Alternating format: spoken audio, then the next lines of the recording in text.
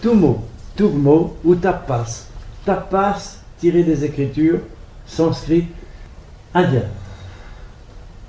Tapas, la racine en deux mots. Tapas, c'est un seul mot, mais on peut le mettre en deux mots. Tap veut dire quoi? Anis, le feu. Tiens, le terme sanskrit, anis définit le feu. Le feu est purificateur ou destructeur.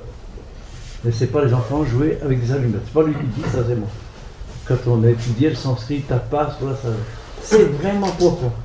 Automatiquement, un yogi, un étudiant de yoga, va rencontrer un tapas. Un tumo. Tumo, tapas, ça ne veut pas dire froid, ça veut dire un exercice pour nettoyer, brûler, purifier. C'est purificateur. Anis, le feu. Le feu est en tout. Il est dans l'homme, il est dans la pierre, il est dans le bois. Il est partout, le feu. Comment j'obtiens le feu? Dit Anis, le feu, par deux forces en opposition. On a un bout de bois, il faut tirer un autre bout de bois, et il y avait bel et bien le feu. Donc, le feu est en nous dans ce grand Sushumna, la grande nadi qui traverse le corps du coccyx jusqu'au sommet de la tête. C'est là qu'est le feu. La majorité des gens ne s'en servent pas de ce grand nadi. Deux autres, Ida, Pingala, Ida lunaire, solaire à droite, viennent ici dans l'œuf Kanda, ici, c'est là qu'est situé le prana. Le feu est là, etc.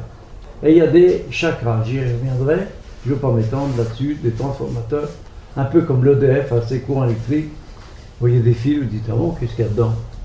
Ben, touche dans le don 2, tu vas voir ce qu'il y a dedans. Et bien, il y a la lumière qui arrive ici. Et de temps en temps, il y a des transformateurs. Mais il nous dit, les Tibétains, s'il n'y avait pas de prana sur Terre, il n'y aurait pas d'électricité. C'est donc une vulgarisation. Les courants, les nadis, les courants, c'est des fils électriques avec des transformateurs qu'on appelle les chakras. On en a partout des milliers de courants. Alors, voilà encore une aide. Comment s'appelle le terme que je dis tout à l'heure? Rationnel. Rationnel. Quand on n'a pas la foi, dans l'échelle de la confiance, on reste dans le rationnel. C'est-à-dire rationnel, c'est ce qui n'est pas la foi, mais qui permet d'étudier. Et ensuite, on va changer d'échelle pour aller dans la foi. C'est toute la dimension. Si tu as la foi, tu n'as plus besoin de faire du rationnel. C'est fini. Mais il faut bien commencer par un bout. L'échelle de grandeur de la confiance. Voilà.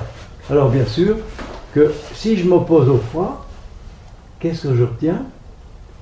Puisque deux forces en opposition, je reçois, je suis, moi aussi, je suis Anis le feu.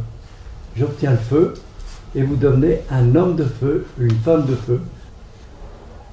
Est-ce que ça ne vous tenterait pas d'avoir le feu?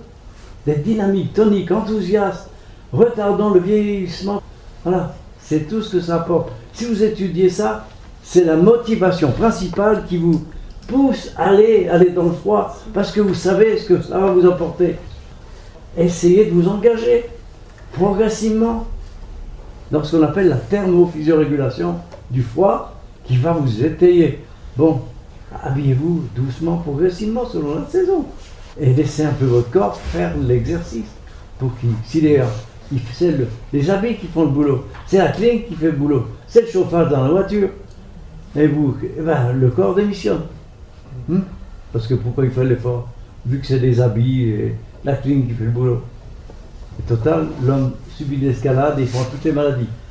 Maintenant, ça s'appelle la cryothérapie et c'est bien sûr la médecine qui a pris la tête parce qu'ils l'ont bien compris, ils l'ont bien étudié grâce aux chercheurs. Ah voilà, eux ils ont compris tout ce que ça apporte et c'est mes amis, les chercheurs scientifiques, docteurs, etc. Puis je travaille avec eux, l'armée française et tout. C'est il y a longtemps qu'il y a de la recherche là-dessus. Alors,